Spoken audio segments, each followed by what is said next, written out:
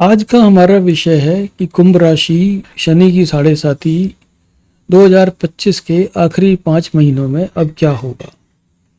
यानी कि कुंभ राशि की जो शनि की साढ़े साती चल रही है उसके हिसाब से अगले 5 महीनों में क्या होने जा रहा है 2025 के आखिरी 5 महीनों।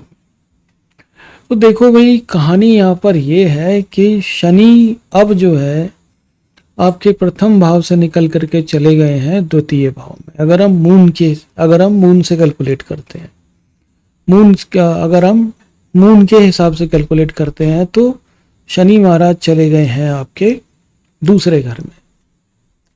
और अगर हम इसी को कैलकुलेट अगर हम दूसरे ढंग से करते हैं, असेंडेंट लगना के बेस पे करते हैं, तो ये जो है चले गए हैं 9वें घर में। अब यहाँ पर जिन लोगों का विदेश जाना पेंडिंग था उनका विदेश जाना भी शुरू हो जाएगा। पहले जो है वो लग्न के हिसाब से 8वें घर में थे और चंद्र कुंडली के हिसाब से पहले घर में थे, ठीक है। तो अब वो जो है निकल करके अब चले गए हैं दूसरे और 9वें घर में।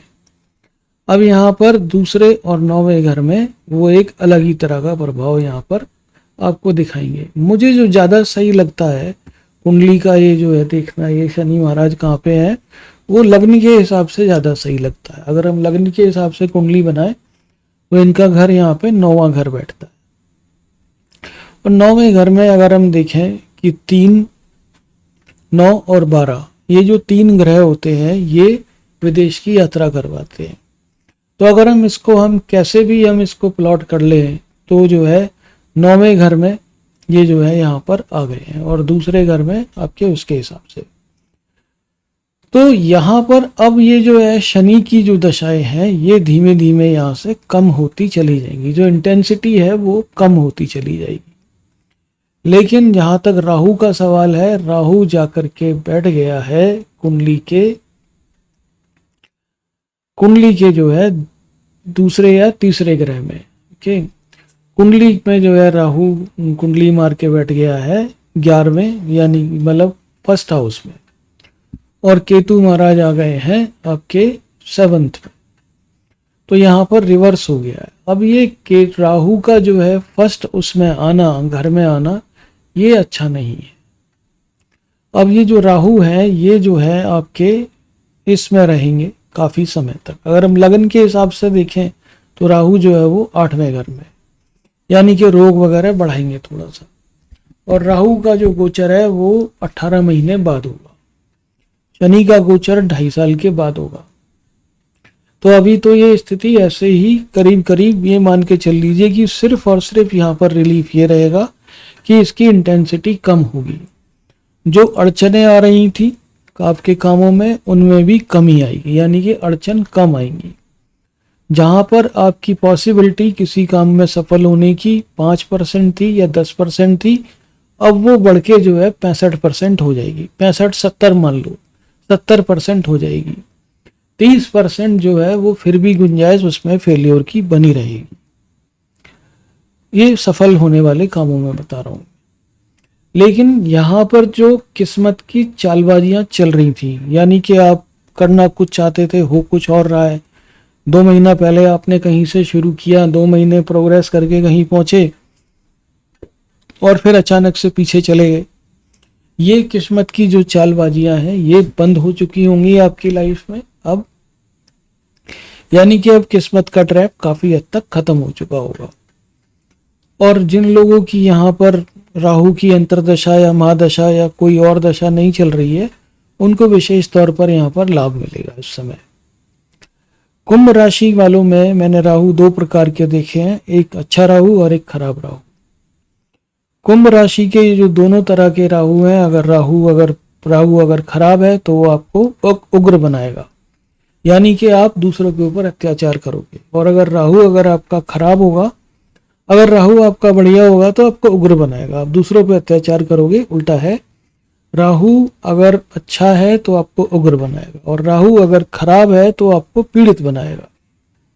तो यहाँ पर 2 ही तरह के इक्वेशन राहु के होते हैं, या तो आपको पीड़ित बनाएगा या आपको पीड़क बनाएगा। तो दोनों तरह के इक्वेशन यहाँ पर सही नहीं है। राहु की एनर्जी को आपको बैलेंस करना होगा बुधवार को भैंस को या काली भैंस काले भैंसे को चारा वगैरह खिला करके। ये आप नियमित तौर पे कर सकते हैं। देखिए जहाँ तक राहु का सवाल है, राहु कण कण में विद्यमान है। हर एक ग्रह जो है कण कण में विद्यमान है, हर एक पल में विद्यमान है। और मुसीबत की बात क्या है कि राहु का जो टाइम है वो लंबा है। राहु जो पेन के जो टाइम होते हैं, जो दुख का टाइम होता है, इसलिए लंबा होता है वो, क्योंकि राहु का जो है वो जो ग्रह की दशा की जो चाल है वो लंबी होती है। बाकी जो सुख देने वाले ग्रह हैं वो छोटी छोटी दशाओं के होते हैं, छोटी छोटी चाल के होते हैं, उनकी चाल बड़ी नहीं होती। तो यहाँ पर 2025 के आखिरी के 5 महीनों में आप ये मान के चल लीजिए कि हर गुजरते दिन के साथ में आपका सितारा उदय होगा, अस्त नहीं होगा। अब यहाँ पर उदय होगा।